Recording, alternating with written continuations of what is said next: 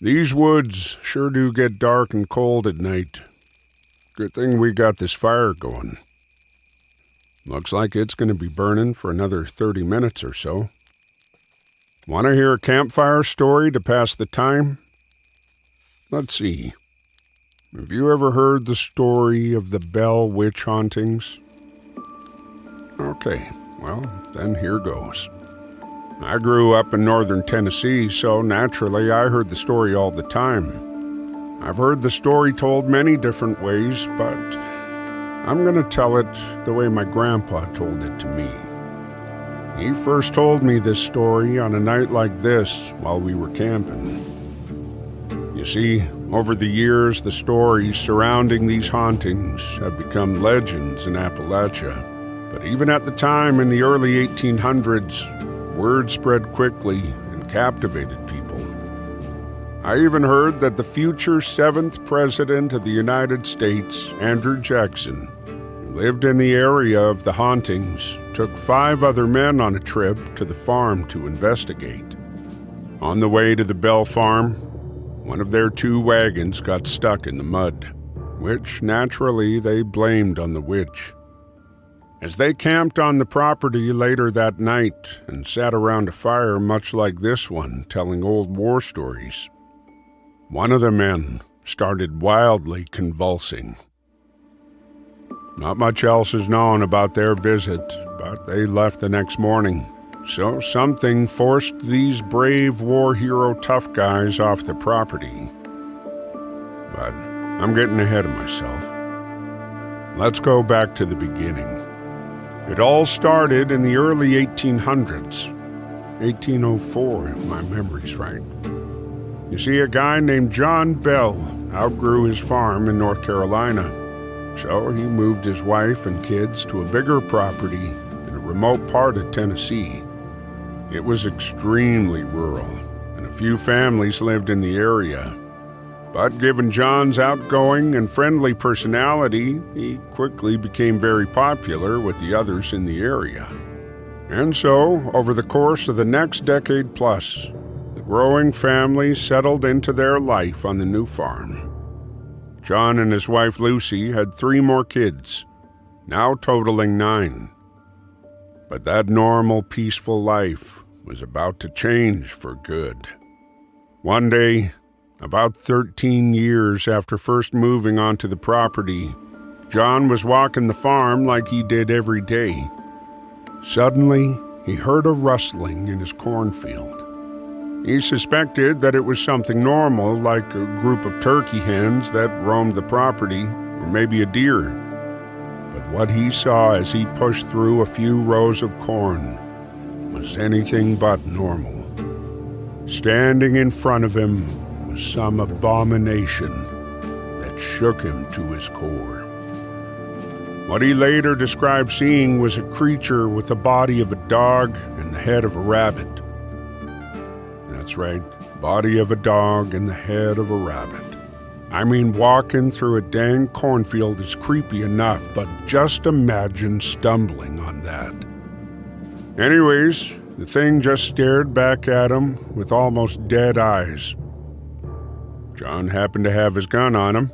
I mean, it was rural Tennessee in the 1800s, so I reckon everyone had a gun on them most days.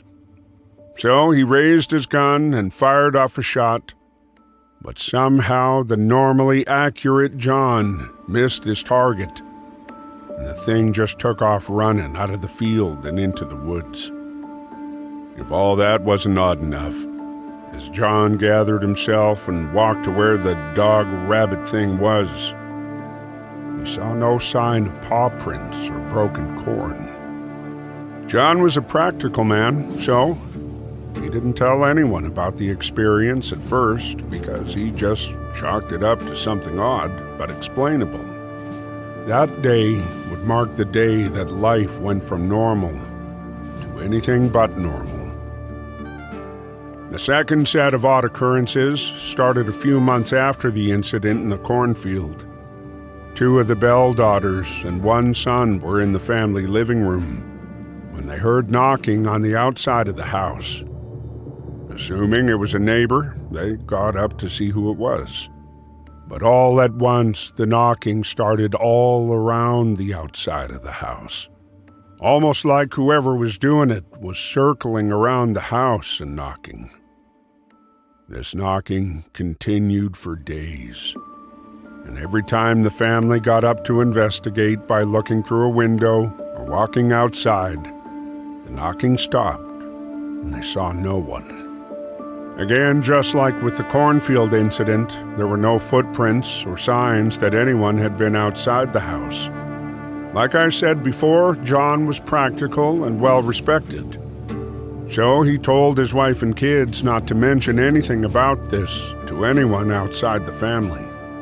He was hoping that this must just be a practical joke, and whoever was doing it would get caught eventually, so he didn't want whoever was doing it to be tipped off. But John and the family never caught anybody knocking on the outside of the house. The knocking incidents stopped abruptly one Sunday in May of 1818. However, this night would start a third set of even weirder happenings. That night, as the Bell boys slept in their shared bedroom, they were awoken by what sounded like rats gnawing at their bedposts. It was rural Tennessee, so rats were everywhere. So they tried to just ignore it and go back to bed. But the sounds just got louder and louder, so the boys could not just sleep through it. They got up and looked at the bedposts, but as soon as they did, the noises just stopped, and the bedposts looked completely undisturbed. So they got back into bed. As soon as they closed their eyes, the gnawing noises started up again. But this time the noises were louder and faster. This continued all night and for the next 5 days. Just as the boys were somehow growing more accustomed to the noises, on the 6th night, the rat gnawing noises were accompanied by a faint, whispering voice of an old woman who seemed to be very quietly singing hymns. This faint singing, accompanied by the rats gnawing, continued for several days, with the whisperers progressively becoming more aggressive, I guess you'd say.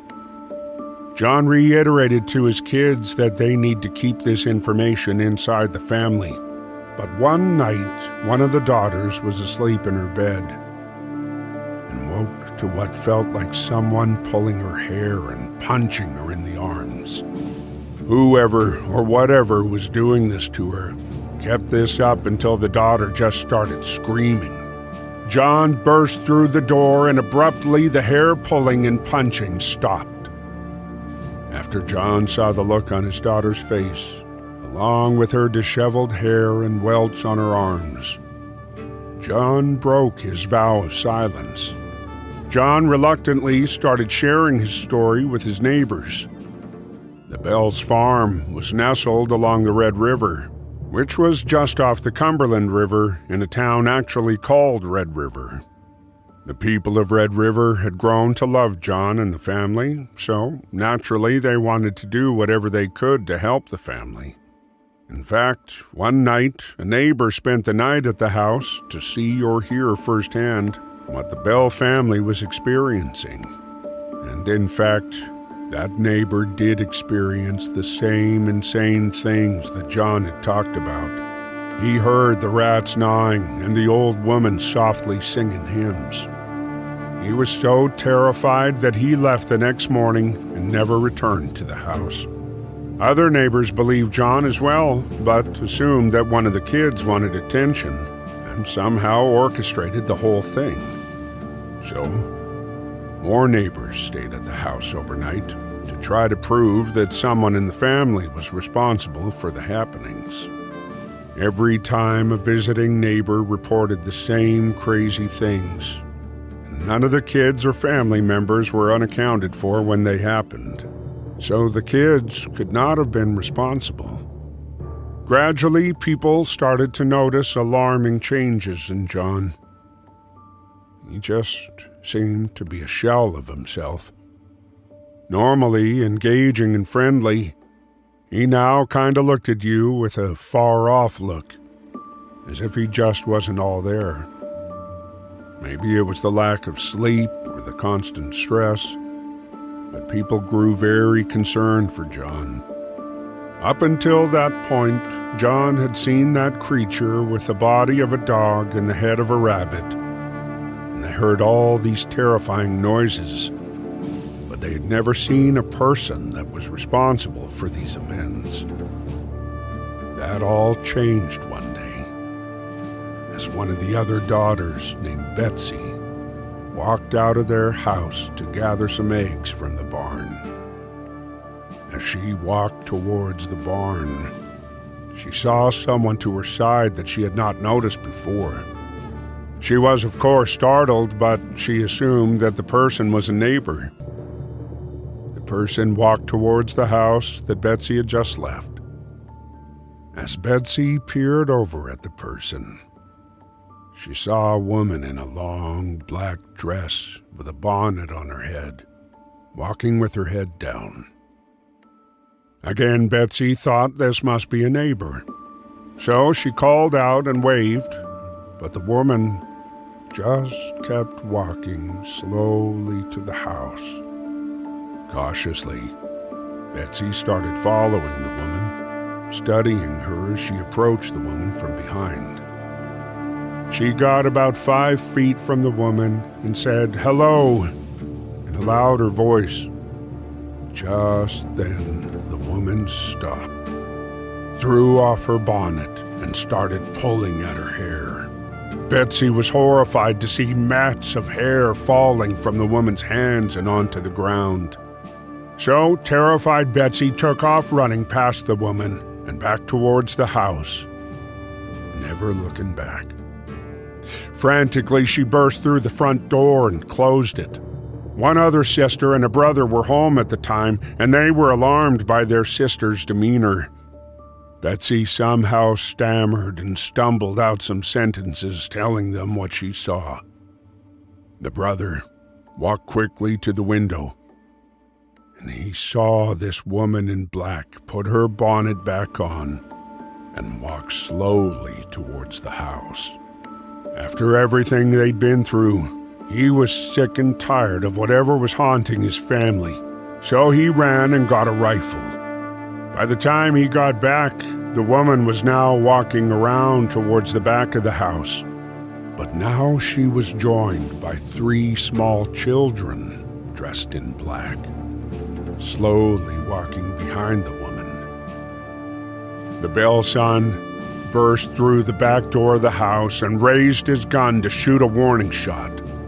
When he fired that shot, the woman and the kids took off running to the woods at a speed that didn't seem human. When they got to the woodline, they each climbed a different tree. After a brief pause, the 4 trees that they climbed started to sway back and forth, and 4 whispering voices were coming from the trees that started to get louder and louder as the swaying intensified. About a minute into all of this, the trees were swaying so hard and fast that it seemed like the giant trunks of the trees would snap any second, and the voices were almost deafening.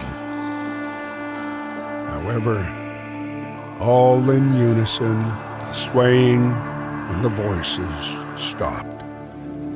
The sun just stood there and stared at the woods, frozen for several minutes, before running back into the house to check on his sisters, who also witnessed this event from one of the back windows. Now, by October of 1820, John was not doing well. That's putting it mildly.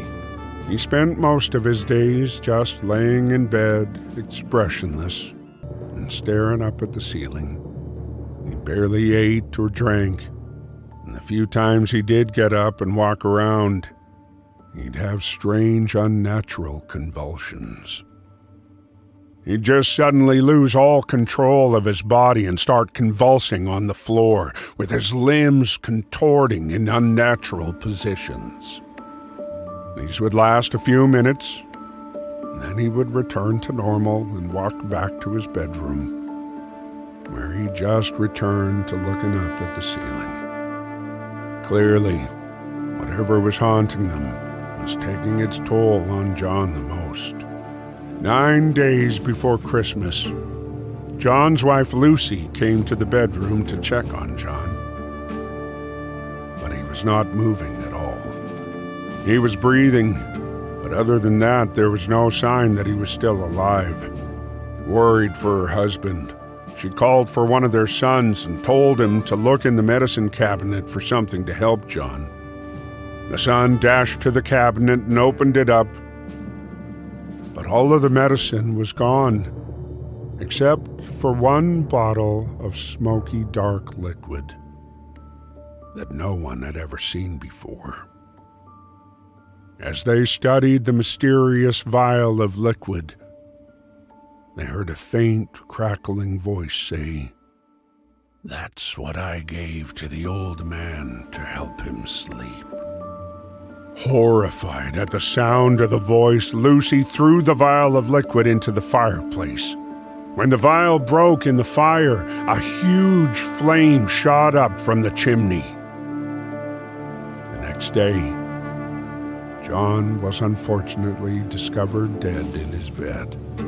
Once he died, all the strange things that haunted the family instantly stopped. To this day, no one's sure what or who was haunting the Bell family. Many think that whatever was haunting the family originated from a cave that was located on the Bell's property. But there have been no credible hauntings in the area since the death of John Bell. Oh, dang, man. You look a little pale.